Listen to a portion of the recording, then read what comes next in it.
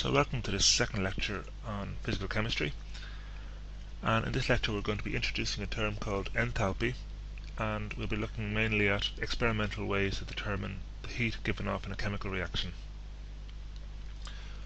So in the last lecture we looked at several things. We defined systems and surroundings. The system is whatever we're interested in a thermodynamic context, whatever we happen to be studying, and the surroundings is everything else around that.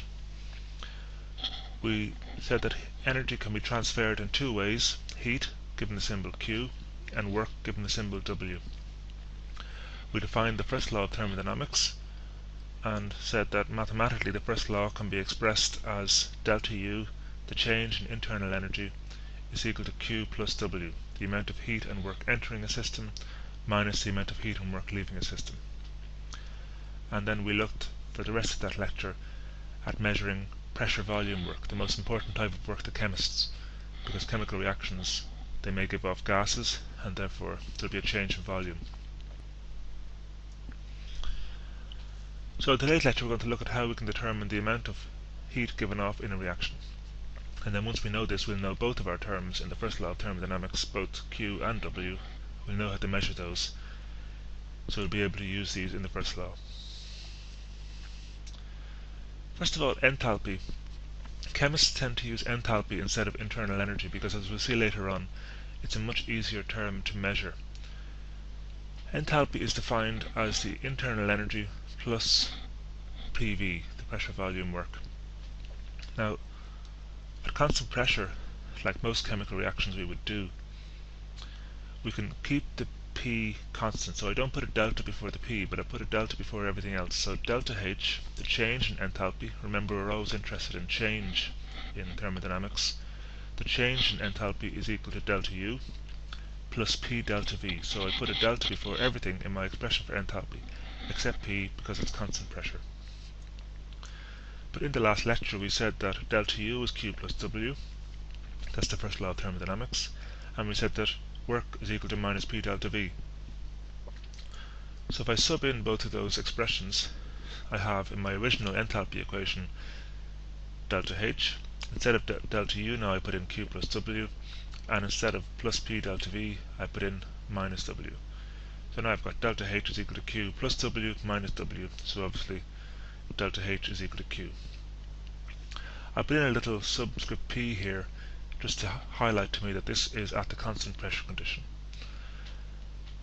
And this is why chemists tend to prefer to use enthalpy as a measure of essentially energy given off or required in a reaction, because it's just a much easier term to measure.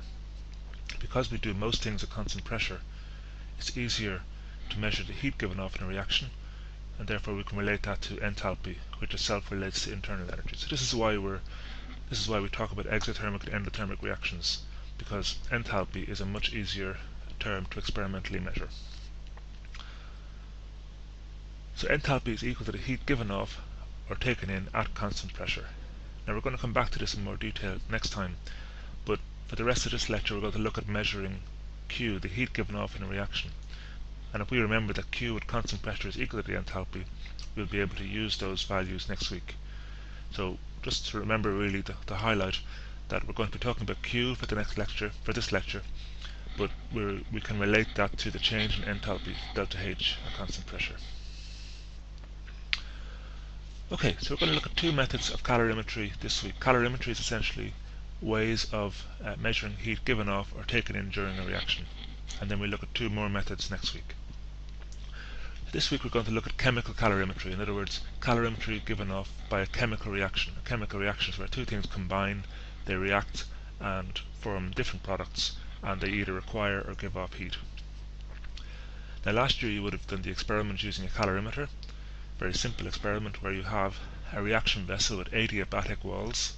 Adiabatic means the walls do not allow heat to pass through. Once you initiate the reaction, you put on the lid and the thermometer will measure any change in temperature, delta T. And the heat given off is given by the calorimetry expression Q, and we put in the subscript P here so I can relate this directly to enthalpy change, is equal to mass times specific heat capacity times delta T. So you would have used this equation last year in working out the enthalpy of any particular reaction. Just to remind you, specific heat capacity, because different substances require different amounts of energy to heat them up, we need a way of quantifying, well, how much heat will 1 gram of a substance require to heat up, and this is the specific heat capacity. So some substances like water have a very high heat capacity, for example 4.184. It's very difficult to heat. Other substances like metals, for example iron, has a very low heat capacity, almost a tenth the value of water. Just look carefully at the units of specific heat capacity. They are joules per Kelvin per gram. This means that it takes, for water, 4.184 joules to heat up 1 gram of water by 1 Kelvin, or by 1 degree Celsius. The specific heat capacity has units joules per gram per Kelvin. The molar heat capacity has units joules per mole per Kelvin. Okay, so just be careful of units when you're looking at heat capacities. The technique we're going to concentrate more on this year is bomb calorimetry. And bomb calorimetry is a technique used to measure the enthalpy of combustion. In other words, how much heat is given off when something is reacted with oxygen. So when we burn something, when we react with oxygen, this is a combustion reaction. So obviously in terms of things like fuels and so on, we want to be able to work out how much energy is given off when we burn a certain amount of fuel. How much energy can we gain from it? In the bomb calorimetry experiment, it's a little bit different to the ordinary one because we need a way of combusting the sample. So what we do is we have our sample in a pellet, in a cup, and this little chamber is placed inside the bomb calorimeter. It's immersed in a volume of water. We hook in ignition wires, and after filling up the internal chamber with a very high pressure of oxygen, maybe 25 atmospheres of oxygen, when the ignition wires spark, that sample will combust, and the heat given off leaves the chamber and enters the water, and it will increase the temperature of the water. So by measuring the increase in temperature of the water, we're able to work out backwards how much energy was given off in the combustion reaction. Now in this case we're not at constant pressure. The internal chamber is sealed, so when the gas is given off there's nowhere for it to go, so the pressure will change. But it turns out that it only changes by quite a small amount, so we can say that Q here is approximately equal to delta H. I have a little subscript C there to indicate combustion, which is equal to a term called Ccal delta T. Ccal is a bomb calorimeter constant, and for every single bomb calorimetry experiment we do, we're going to need to determine that, because it will depend on, for example, how much water is in the bomb calorimeter, what our internal chamber is made of, and so on. So every time we do a bomb calorimeter experiment, there are two steps. The first step is to calibrate the calorimeter and determine the calorimeter constant, Ccal, and then the second step is to run our sample and work out the heat given off by that sample. So we'll see that in examples now in a minute. One thing just to flag, we've looked there at two different experiments for calorimetry. So last year we did reaction calorimetry, where we calculate Q for a given reaction mass, and we work it out in we work out the heat given off in joules per mole. This year we're looking at bomb calorimetry. Just note that they are different equations. Okay, it's very common that students will try and answer a bomb calorimetry question using the reaction calorimetry formula, because the very first thing you read in a bomb calorimetry question is a sample of mass 0.5 grams was combusted and so on. So people see mass and they assume they have to use the reaction calorimetry equation. So this year we are not going to really be looking at reaction calorimetry, apart from a few small exceptions. So what I would say to you is flag in your mind and really highlight this, that we're using the bomb calorimetry expression. Q is equal to Ccal delta T. And in the bomb calorimetry method, as we'll see now in examples, there are two stages.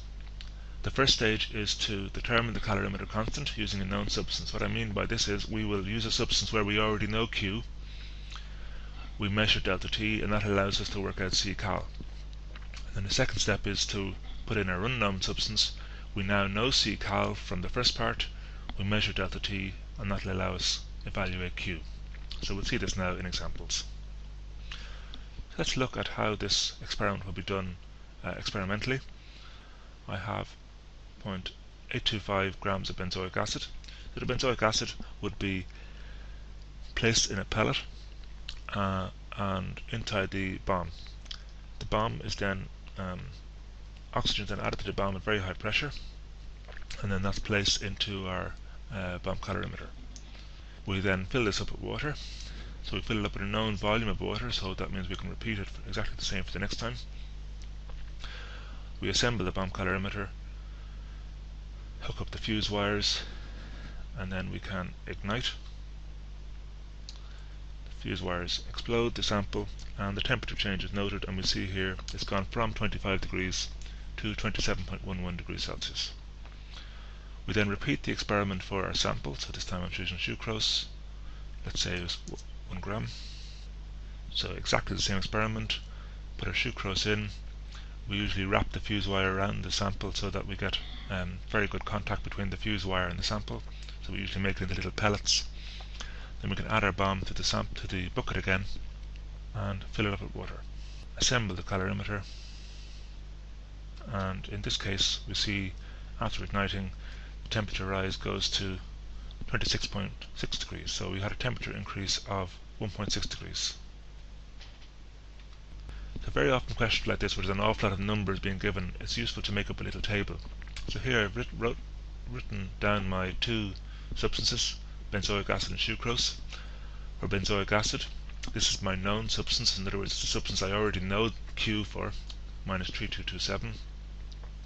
I have that mass, 0.825 grams, and the change in temperature is 2.11 degrees Celsius. For sucrose I don't know Q, that's the purpose of the experiment to work that out. I have 1 gram and the change in temperature was 1.6 degrees Celsius. Okay, so in this experiment we had benzoic acid.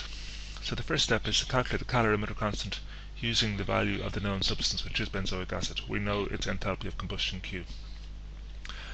So we know we had 0.825 grams of benzoic acid, so we can work out the number of moles we had. So 0.825 divided by the molar mass gives me 6.76 millimoles. So if 1 mole of benzoic acid produces minus 3,227 kilojoules, but then our sample, which is only 6.76 by 10 to the power minus 3 moles, will only give me minus 21.8 by 10 to the power of 3 joules. Therefore Q for our sample, which has 0.825 grams, will be minus 21.8 by 10 to the power of 3 joules. Now we know Q for our experiment, and we've measured delta T in the experiment was 2.11, so we can rearrange this equation for Ccal, and we see that Ccal is equal to Q divided by delta T. So putting in my Q and my delta T values, I get a Ccal value of 10.3 by 10 to the power of 3 joules per Kelvin. Okay? Be careful with the units there. Now I know my Ccal from my known experiment, so I then repeated the experiment with sucrose. I measured delta T again, found it to be 1.6, so I can work out that Q, the heat given off in this experiment, was 10.3 by 10 to the power of 3 multiplied by the change in temperature, minus 1.6. I just put in a minus here so that my Q value will end up being minus, as heat is given off. So that means that for our 1 gram sample, Q is equal to minus 16.5 by 10 to the power of 3 joules. The final step is to work out this in joules per mole. So I know I had 1 gram of sucrose. 1 gram of sucrose equates to 5.56 by 10 to the minus 3 moles. Since I had minus 16.5 by 10 to the power of 3 joules for this many moles, that means for 1 mole I'll have minus 3 by 10 to the power of 6 joules per mole, or 3 megajoules, a very large amount of energy. Okay, there's some similar questions on the sheet that you can try, and we'll have a look at those the next time.